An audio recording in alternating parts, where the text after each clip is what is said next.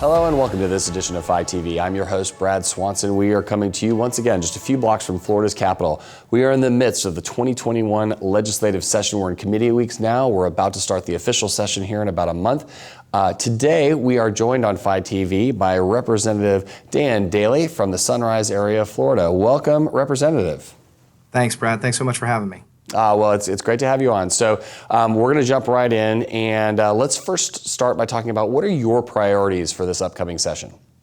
Sure. So, and I don't necessarily have a bill on it, but I think the priority of mine and the priority of all of us is going to be COVID related. I think you'll see a number of bills coming through related to COVID-19 and seeing, how we can perfect our response for this state.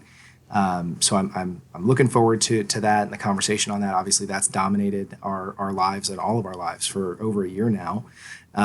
So I think it's going to be a lot of COVID related conversation. But individually, I'm bringing back a couple of bills, and I got a couple new pieces of legislation we'll be filing this year.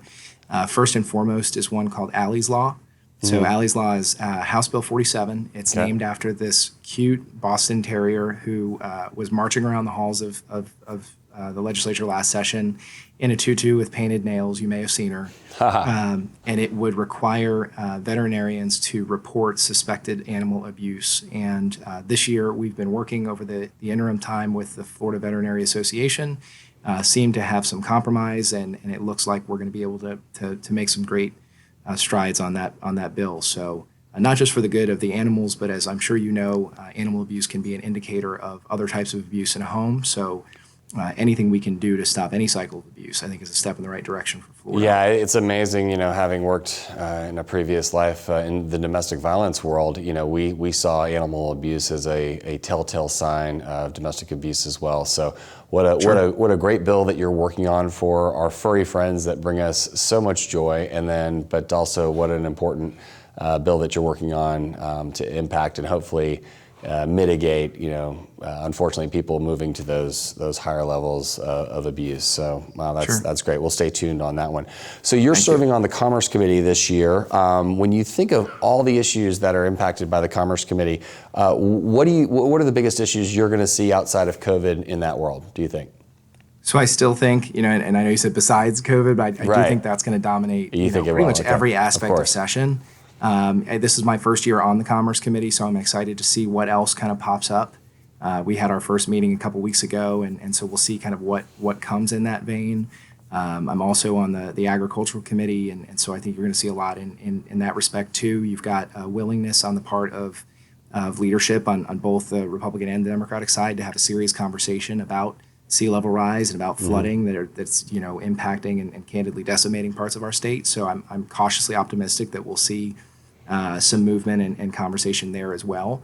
But unfortunately, I think that COVID is the 900-pound gorilla in the room, and it's going to dominate almost every aspect of what we discuss. I mean, heck, the Capitol is pretty much shut down, and folks aren't able to easily access the process this go around. So it's really a new normal.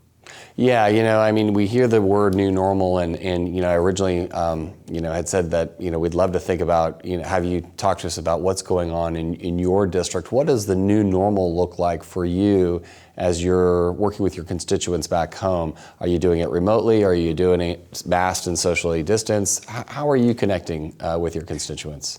For sure. Most of it is virtual, and to the extent that people need to meet in person, we'll generally find an outside venue. We're wearing a mask. We're socially distanced. Look, I don't look at a mask as a political statement. I look at it as a piece of cloth that protects you and me, right? And so I think that's pretty prevalent down south, not just in Broward, but you also have, given the density. Think about all the millions of people that live in South Florida compared to other parts of the state. So, I think it was the hot spot for forever for Florida when they went through it. It definitely, peaked for that part of the state sooner than the rest of the state did, for sure. That's right. Yeah. Well, I left session last year, and when COVID was just on the precipice and just becoming a more serious, and we were understanding how difficult it was going to be.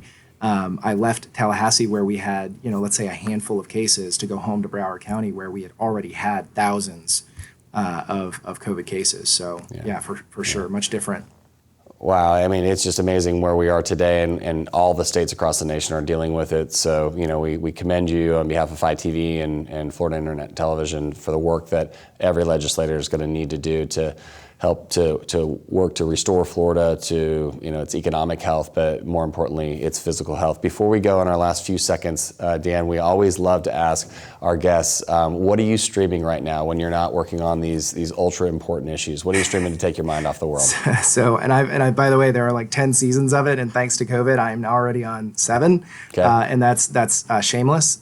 I love it. I love it. Which is, which if you're familiar with it, I'm sure you are, Yeah. is surely something. Well, I'll have to catch up. I think I'm on season 2, but William H. Macy sure keeps us coming back for every one of those episodes. Dan, thank you for coming on Phi TV. We sure appreciate it. We look forward to having you on again soon. Same here. Thanks, Brad. Thanks. That's all the time that we have for today's episode of Phi TV. Make sure you hit us up on our social media pages for more great interviews like this one. And for now, thanks for tuning in.